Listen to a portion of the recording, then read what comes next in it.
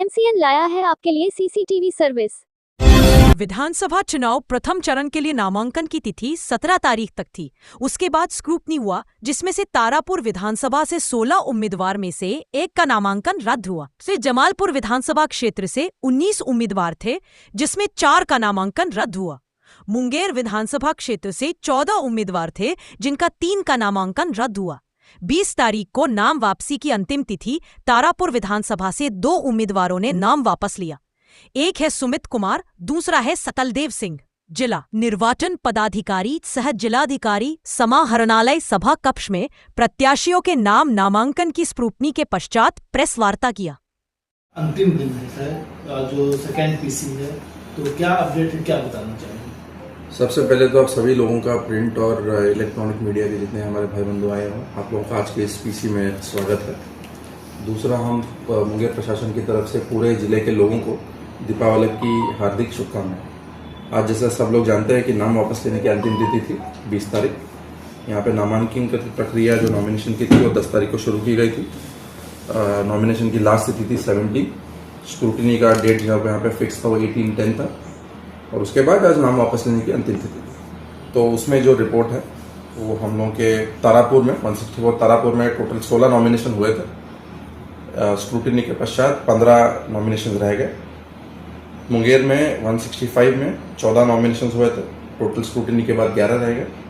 और 166 जमालपुर में 19 नॉमिनेशन हुए थे, उसमें से 15 रह गए। आज जो नाम वापस लेने की अंतिम तिथि थी उसमें तारापुर 164 AC में 2 कैंडिडेट्स ने अपना नाम वापस लिया है। एक है सुमित कुमार और दूसरे हैं सकलदेव सिंह, दोनों इंडिपेंडेंट खड़े थे, तो उन्होंने अपना नाम वापस ले लिया। तो इसके बाद जो भी हमारे चुनाव की अगली प्रक्रिया होगी कमिश्निंग वगैरह करने की, उसमें हम लोग जिला प्रशासन पूरी हम लोग काम कर रहे हैं। उसमें सब लोग हम लोग लगे हैं, और हम सभी आप लोगों के माध्यम से लोगों से रिक्वेस्ट करेंगे कि 6 तारीख यहाँ पे मतदान की तिथि है, सब लोग आए और अपना वोट का प्रयोग करें। धन्यवाद। चुनाव चिन्ह का आवंटन वो अभी होगा, वो प्रक्रिया है, कैंडिडेट्स का दिया होगा, वो अभी आरओ सब लोग कर रहे होंगे। 7A फॉर्म में इसका होगा अगला, और उसके वेरिफिकेशन के बाद बैलेट प्रिंटिंग में जाएगा। सर बताया जितने हमारे तीनों विधानसभा है सभी में सेक्टर ऑफिसर और पुलिस पदाधिकारी भ्रमण कर रहे हैं हर एक बूथ का। हर एक सेक्टर ऑफिसर के पास लगभग 10 से 12 बूथ हम लोगों ने दिया है, तो वो लोग घूम रहे हैं, लोकल चीज़ों को आइडेंटिफाई कर रहे हैं, क्या सेंसिटिविटी है, क्या वल्नरेबिलिटी है, उस पर हम लोग काम कर रहे हैं। उसके अलावा हम लोगों की 20 कंपनियां भी मिली हैं CAPF की। उन कंपनियों के माध्यम से हम लोग जहाँ जहाँ वल्नरेबिलिटी के पॉकेट्स है वहाँ पे हम लोग फ्लैग मार्च करा रहे हैं, और चीज़ों को हम लोग रेगुलर रिव्यू कर रहे हैं, ताकि किसी को भय और किसी इंटिमिडेशन में किसी को वोट किसी का रोका ना जाए। यहाँ पे हम लोग इंश्योर कराएंगे कि जो लोग एलिजिबल है वो अपना वोट कास्ट कर पाए। क्या मुंगेर जिले में प्रेस रिलीज जब हुआ था उसी के बाद हम लोगों ने SST FST हम लोगों के एक्टिव है सभी पॉइंट्स पे। जिले में हम लोग जो इंटर डिस्ट्रिक्ट बॉर्डर्स हैं 8 जगहों पे हम लोगों ने चेक पोस्ट बनाया है। चेक पोस्ट पे हमें हमेशा हमारे मजिस्ट्रेट और फोर्स खड़े, हर एक व्हीकल की चेकिंग हम लोग कर रहे हैं, और जो भी अनऑथोराइज्ड आइटम्स है उसको हम लोग सीज कर रहे हैं।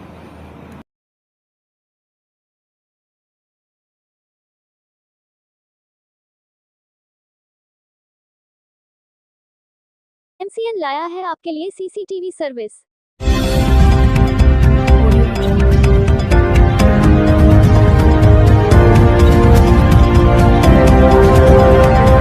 आगामी बिहार विधानसभा 2025 के तहत मतदान को शांतिपूर्ण एवं निष्पक्ष तरीके से संपन्न कराने को लेकर मंगलवार को जिला निर्वाचन पदाधिकारी सह जिलाधिकारी निखिल धनराज निप्पानीकर की अध्यक्षता में संग्रहालय सभागार में विधानसभावार सभी दंडाधिकारी, पुलिस पदाधिकारी एवं सेक्टर दंडाधिकारियों के साथ ब्रीफिंग बैठक आयोजित की गई। बैठक में आगामी 6 नवंबर को मुंगेर जिलांतर्गत होने वाले पहले चरण के मतदान को निष्पक्ष एवं शांतिपूर्ण संपन्न कराने पर विस्तृत चर्चा हुई। बैठक में पुलिस अधीक्षक सैयद इमरान मसूद, उप निर्वाचन पदाधिकारी राजीव रंजन, सदर अनुमंडल पदाधिकारी कुमार अभिषेक, अनुमंडल पदाधिकारी हवेली खड़गपुर, सदर अनुमंडल पुलिस पदाधिकारी अभिषेक आनंद सहित सभी दंडाधिकारी, पुलिस पदाधिकारी एवं सेक्टर मजिस्ट्रेट आदि उपस्थित थे। बैठक में जिला निर्वाचन पदाधिकारी सह जिलाधिकारी ने कहा कि बिहार विधानसभा आम निर्वाचन 2025 हम सभी के चुनौतीपूर्ण है, जिसे निष्पक्ष एवं शांतिपूर्ण तरीके से संपन्न कराना हम सबों का दायित्व है। आप सभी इतना ध्यान रखें कि किसी भी प्रकार की कोई लापरवाही न हो तथा सख्त एवं दंडात्मक कार्रवाई सुनिश्चित है। इसलिए चुनाव को अत्यंत ही गंभीरता से ले और जिन्हें जो भी ड्यूटी दी गई है उसका अक्षरशः अनुपालन करे। उन्होंने सभी दंडाधिकारी, पुलिस पदाधिकारी एवं सेक्टर दंडाधिकारियों को कहा कि आप सभी अभी से अपने अपने संबंधित मतदान केंद्रों का स्थलीय निरीक्षण कर ले तथा वहां की सारी तैयारियों, एएमएफ आदि सुविधाओं की पूरी जानकारी प्राप्त कर संतुष्ट हो ले। जिन बूथों पर किसी भी प्रकार की कोई कमी अथवा सुविधाओं का अभाव है वो अभी ही बता दे अथवा उसे संबंधित पदाधिकारियों से संपर्क कर उसे दूर करे। मतदान के दिन किसी भी प्रकार की समस्या अथवा अन्य शिकायत मिली तो संबंधित सेक्टर दंडाधिकारी सहित अन्य सभी के खिलाफ कार्रवाई की जाएगी। उन्होंने कहा कि सभी बूथों पर इस बात से अवगत हो ले कि वहां विद्युत कनेक्शन आदि की सुविधाएं हैं या नहीं, क्योंकि इस बार सभी बूथों पर पूरे मतदान अवधि में वेबकास्टिंग होना है जिसमें थोड़ी भी लापरवाही बर्दाश्त नहीं की जाएगी। साथ ही वल्नरेबल वीटीआर आदि पर भी ध्यान देना है। उन्होंने कहा कि आयोग द्वारा इस बार 17C पर विशेष फोकस रहेगी। 17C की सारी जानकारी हासिल कर ले तथा बूथ से संबंधित भी सभी जानकारी प्राप्त अपने पास रखे। विधानसभा वार प्रतिनियुक्त सभी प्रेक्षकों द्वारा बूथों का निरीक्षण किया जाएगा तथा उनके द्वारा पूछे जाने पर यदि आप लोगों ने सही उत्तर नहीं दिया अथवा किसी प्रकार की कोई कमी दिखी तो भी आप सबों के खिलाफ कार्रवाई की जाएगी। इसलिए अभी से ही सभी अपने अपने संबंधित मतदान केंद्रों का अवश्य रूप से निरीक्षण कर ले।